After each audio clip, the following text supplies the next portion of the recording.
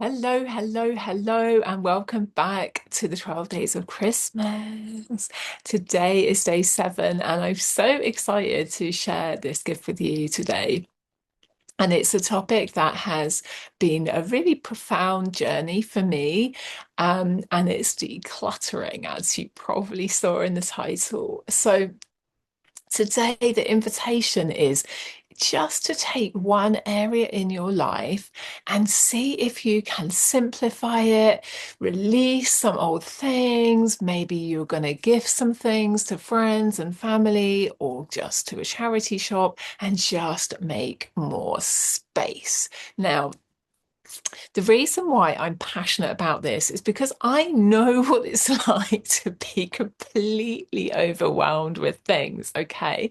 Now, I left home like a lot of people at 16. Sorry, that's funny because we left my old home at 16 and we moved, we were kind of in temporary accommodation for a while. Um, but at 18, I went off to university. Okay. And when I moved into a house, which many people, I was in halls and then I went to a house, my mum turned up with all my stuff and said, "Here you go." Because she'd just moved into a home with her new husband, well, partner, and then they got married.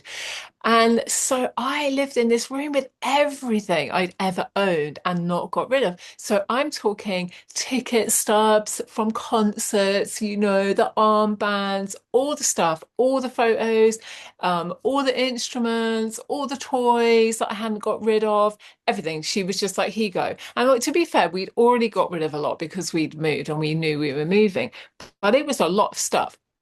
And it was fine. I found homes for it, but I didn't get rid of it. Okay. I didn't get rid of it. I didn't know the wisdom of releasing things. Okay. And then I moved back to Wales and I got my own home. So I started gathering more things and then more things and then more things. And eventually I lived in not a massive house, but I lived in a 2-bedroom house and it had 2 lounges, kitchen, diner, bathroom, and a big shed. And I carried on gathering things. Now, I don't have children, so it wasn't like I had children's things. It was all mine. And in my spare bedroom, I had loads of crafting things. I mean, so much crafts materials that when I went traveling, I decided to make bunting for friends of mine, and I made 400 meters worth. And that's a lot of flags, believe me. So that just shows you how much material I used to have, right? I had literally like shelving units and I had felting material. And in the end, and this is where I'm getting to. It was only when I went traveling with a partner of mine, I was just checking I'm recording. I always think I'm not recording. Um, it was only when I went traveling and we had to live in a van, and it wasn't a small van, it was quite a big van, that I had to start thinking, "Oh, crumbs, I need to declutter. Okay, I really need to do something." And for about a year before, because I knew that I wanted to travel, and then I got back with him and we were going traveling. So I'd already started giving like books away that I'd read and CDs and things like this. But I wasn't ready to really downsize. So we moved into our other camper van. So we had a transit that we already had for going to festivals and things. And then we were upsizing into a loosened van and we were making it. So we lived in one van and we were making the other van. And we had a shed. Luckily, our landlords had a farm and they let us use a shed. And it was just so much stuff. And I was going round and round and round. And in the end, we took a lot of things in the van because there was space. So I had a guitar and I had my saxophone, my oboe, I think. And I think I took my sewing machine and some material because it was a big van. My partner had built in special, like, spaces for us. He took all his tools because he was a carpenter and we were going to go traveling and do work exchange. Okay. We didn't want to just sit on our bums and do nothing. We wanted to really get involved in life, right? And when I went traveling, I had to come back and I just had to look at all these boxes. And I was like, "What the hell have I kept for this?" I just didn't want any amount there. I just didn't need any of it, right? And the massive shift for me was I was in a shamanic ceremony in Portugal.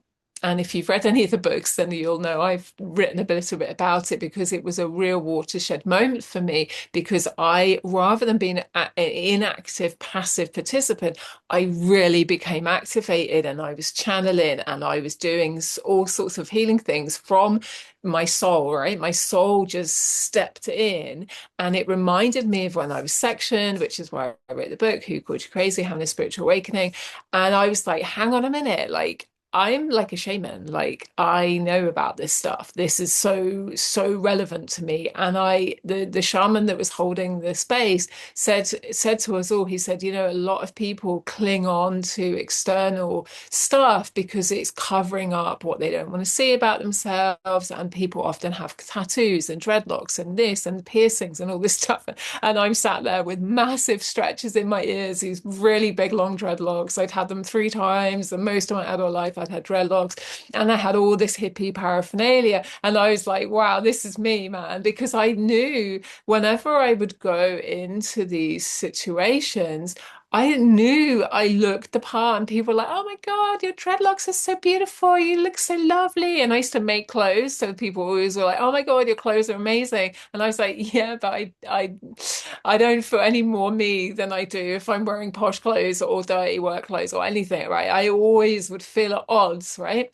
So I just started giving my stuff away, right? And until that point, I literally had never given stuff away unless it was like gifting. You know, I used to make a lot of presents for people because I'm a, you know, crafting person. So it was a real lesson for me in, wow, I've been keeping hold of stuff because I don't know what to do with it. There's a big lack mentality in a part of my family. It's like, oh God, you know, you don't just throw things away. You've got to rehome it, which is amazing because I've always been really mindful of not throwing things to landfill, reusing, repurposing. I'm really into that. Okay. This is why I've upcycled clothes. I wouldn't like throw like shoes away unless they were literally like the sole was gone and all this stuff. But that is a different energy to be honoring goods. And like you'll see me in a lot of videos, I wear the scarf. Like I used to have scarf, and I didn't really wear them. I had this scarf, and this is me. Like I have one more that's like this, but this is my scarf, right? I don't have multiple anymore. I used to. And my home before I went traveling, because I made clothes and I was very creative. My creativity before I made videos and wrote books was creating clothes and playing music. So I had a whole room full of musical instruments. I had a piano, 2 guitars, 2 saxophones, because one got like a bit bashed, so I got another one, but it still worked. I had a flute, an oboe, a violin. People would give me things. I had congos, I had bongos, I had djembes, right? Because I played a lot of instruments and I love playing music. But on the flip side of traveling, I was in a flat. Well, it took me a few years, right, to really whittle down because I came back to England. I lived in Hereford. I went off to Portugal and had to downsize again. Then I came back and I had half the stuff in Portugal and I sold a lot of stuff.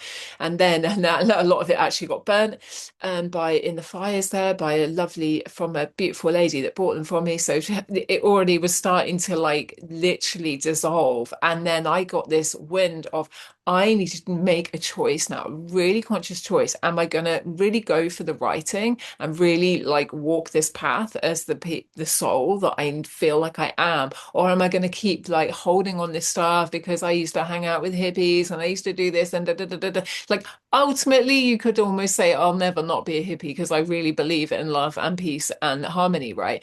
And regeneration and sustainability and all of stuff. But like it was actually very constraining for me because in that type of world, it's almost like money is bad. And if you have a business, you're selling out. And it took me a long time to release the image that I'd built from myself, taken on from all the people I'd been around, kind of twisted up inside, melting up with like all of my soul level stuff, my ancestor stuff. And getting rid of things really helped find the essence. And I remember living in a flat in north from here in mid Wales, and looked in the mirror and I was like, Spirit, I do not know. I just do not know myself. And they were like, yeah, and that's okay.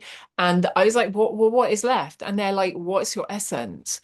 And it was the first time I really come into conscious connection because I'd felt it before. I just hadn't acknowledged it as like something that definable and tangible, even though you could say it's intangible.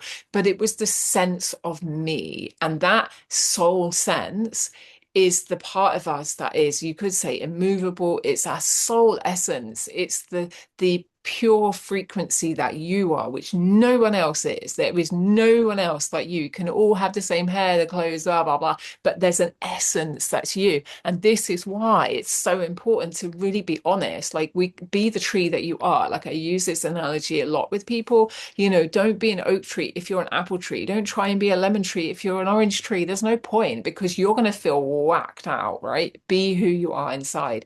And that's the place that I got to. And the last time I came back from Portugal, I literally had like a rucksack full of clothes. And I think I had maybe like 5 or 6 bags and boxes in, and I carried it all back in a car, in a shared car, right? And it was so profound to be like, wow, I'm building again from scratch. I have my laptop, which I've had for 10 years and I've only just changed it. Um, and that was almost more important than anything else because it had books half started, it had projects that I'd been seeding and all sorts of stuff that it had on it. It's like that was my creative outpouring. I did keep my sewing machine. I think my mum kept that for me, but I had no material, I had no sewing kit, no toolkit even, because I'd left all that in Portugal. It was so weird. It was so weird. But it was very liberating. And it means that now, if I feel like I need to travel again, I would probably quite happily get rid of everything, knowing that I can manifest at ease, find, receive, buy, whatever you want to call that word, anything I need. And it took a while to get this flat to the point where I'm like, yeah, this is cool, I can live in it. But it's practicing. What do I want? Okay, I wanted a grand sofa. I like kind of Victorian plush. When I'm not living in the aesthetic part of me, right? I actually like kind of beautiful things. And this may look a bit worn, and it is. It's a secondhand sofa. But I knew what I wanted. I wanted a big sofa. I'm 6'1". I wanted to be able to lie on my sofa if I wanted to, and also sit really comfortably with friends. And this is a 3-seat sofa, and it cost me something like £60 in a local secondhand furniture shop. Same thing. I manifested a beautiful gold sofa bed, and I live in a small flat, so I have a spare bedroom, and that's what I wanted. And I got the feeling like I need to go to that shop, and there it was. It was about £60. That's mine. Thank you very much. So when you let go of things, you realize you can flow, and it's the same with money. It's the same with I would say even say friendships, food, everything. If you hold on, it's very rigid, and it's not like I was holding on to things. I just didn't know how to let go. So you could say I was constipated. I was sated. There was nothing new. And I even gave away CDJs, yeah, because I used to put on parties. So at some point I was dreaming of being a DJ. And I had hundreds of CDs, all in cases, and then I had copied ones, what everyone used to do, right? In the noughties. And I just gave it all away. And it was so weird. And it kind of put me into shock. So I wouldn't always most recommend doing such a hard cut. Like, I shave my head at the same time as well. But what I would really highly recommend, if you have a cupboard that you avoid, that's where you need to start. If you've got like loads of clothes that are just, shoved in your wardrobe and you can't even get to them, get it out, clear it out, and get rid of it. Because if you want to do more things in the world, if you want more freedom, like having a cluttered wardrobe, just for one example, it's not serving you. Like, if you don't wear them, get rid of it. Yeah, and I'll do this. I did it this morning, actually. I just swept through my sock drawer, and there was a pair of socks that are comfortable, but they're like orange, yellow, and red stripes, and they're disgusting. And I'm like, no, I am not wearing those disgusting socks. I'm getting rid of them. I might give them to my boyfriend and see if he wants, but like, I'm just not going to wear them. Okay. I know now my colors. I love purple. You can see blue. So most of my clothes are navy blue or maybe a lighter blue, purple or white. that is it. I have lilac things as well. But if it doesn't fit that, I don't really buy it because everything in my wardrobe layers up. And if it doesn't, it's gone. I just can't be bothered, frankly. Right. And years ago, I had this. I'd have all these crazy different clothes, and they were gorgeous clothes. Like, I like my clothes, but they didn't match. So I would spend like half an hour going like, oh, does that go? It's like, I really don't need to be doing that in my life. Like, life's too short. And when I was a kid, I remember thinking, why can't we just have a bloody uniform? Because it is not that I don't like being creative. I just don't want to spend my time. And I won't say waste my time, because all of that creative time in my life, it wasn't a waste. It was me practicing my creatorship. And I remember an old friend of mine saying, "You're so creative." And I'm like, "What are you on about? Like, I'm not an artist." And they're like, "Yeah, but look, you make your clothes, you make presents." I used to, even now we made like homemade chocolates for Christmas presents, but we are all creators. But what stops us can be clutter. Now, I'm not also talking just stuff clutter. This might be, I'm not being funny, if you're a really social person, but actually your relationships aren't really serving you and you're not serving them. I walked away from the people that I used to be around. And as individuals, I literally love every single person I meet. But because the only socializing I did involved drugs, it was killing me, and I really needed to just get away. And I just left. And I do regret the capacity in which I did it, but I haven't had a lot of them come back to me and go, "Oh my God, Caroline, we really miss you." No, because actually we weren't really aligned. I was always spiritual. I was always making prayers. I was always wanted to help people. And people used to find me weird and be like, "Do you think you're Jesus?" And now it's like, great, you think I'm Jesus. That's like a really big accolade, like, hey, I'll take it.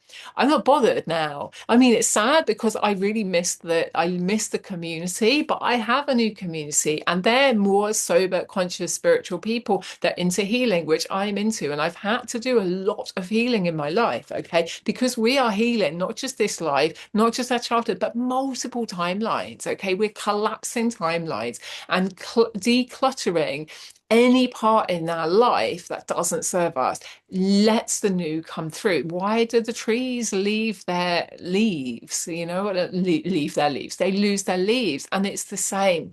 So the invitation today is to choose one area. It might be your finances, okay? I used to have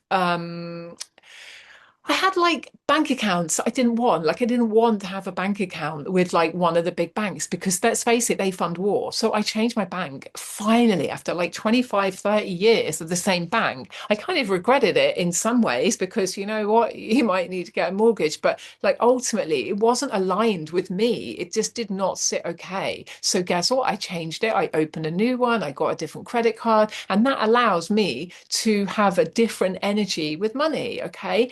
And it's not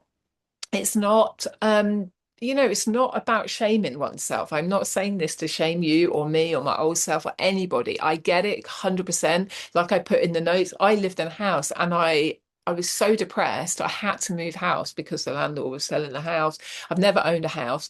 And I left all the boxes. Most of my stuff was unpacked. And this is the thing, I hadn't done that cleansing then.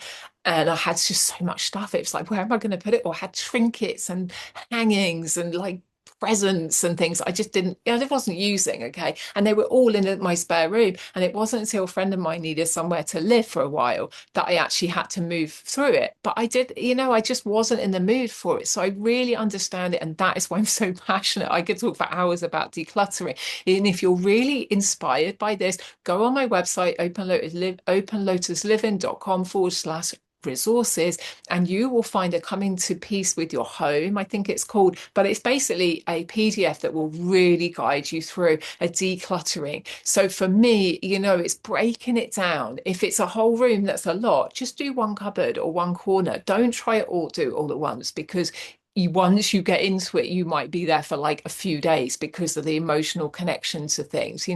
Be easy on yourself, take it easy, put on a timer. If there's something that I find really hard, I'll put on a timer for half an hour, or choose your favorite number. Sometimes it's 13, sometimes it's 22, 33. Choose just a tiny bit and be kind to yourself. Put some music on, make it fun. Even ask a friend. And if you're really struggling again, I mean, you can always, call me up for some one-to-one coaching around it, because I really, really understand it. And that is why everything I teach is something that I've had to use a lot, and I really understand the challenges of it, and then the bonus of it, the benefits of doing it. So, my beautiful friends, I hope you are inspired today, and maybe you live in a beautiful home, and maybe you want to inspire your friend to declutter, who is like, bitch. Share this on your Facebook page. You know what I mean? Like, this isn't only like this.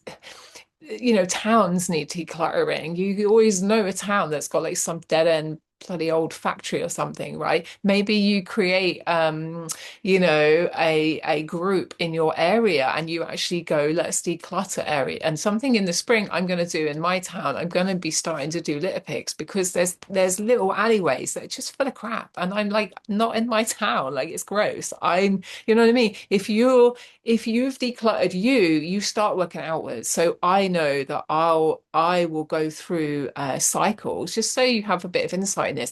I tend to work with my moon cycles, and before I have my moon, I will literally have a cleanse, and I will often just intuitively go around my house, and like, I'll give away crystals. I might, like, I've got a lot of seashells. My mum buys me seashells. I'm going to say, Mum, can you stop doing it? I like, she doesn't buy, sorry, she collects them and she goes away on holiday. I don't want them. Like, I don't need more shells. Like, I love going to the beach. I'd rather put them there. Like, just stop. You know what I mean?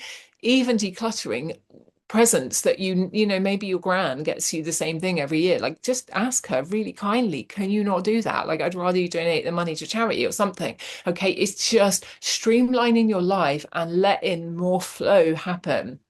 You can declutter your diet, you can get rid of food that you just actually know. You can declutter your fridge, chuck away all those old, like, 1 inch left jars, and clean the jars, keep them. You can upcycle them, make chocolate and put them in. You know what I mean? It just shifts your energy, and I love it. So, anyway, I could ramble a lot about this, but I hope you've enjoyed it. I hope you felt some inspiration. As I said, if you know somebody that could do with this and be inspired by this, please do share with your friends on social media, and like me, subscribe if you're finding this helpful. And I wish you so much love. I hope you're still able to enjoy your Yuletide restful reset time.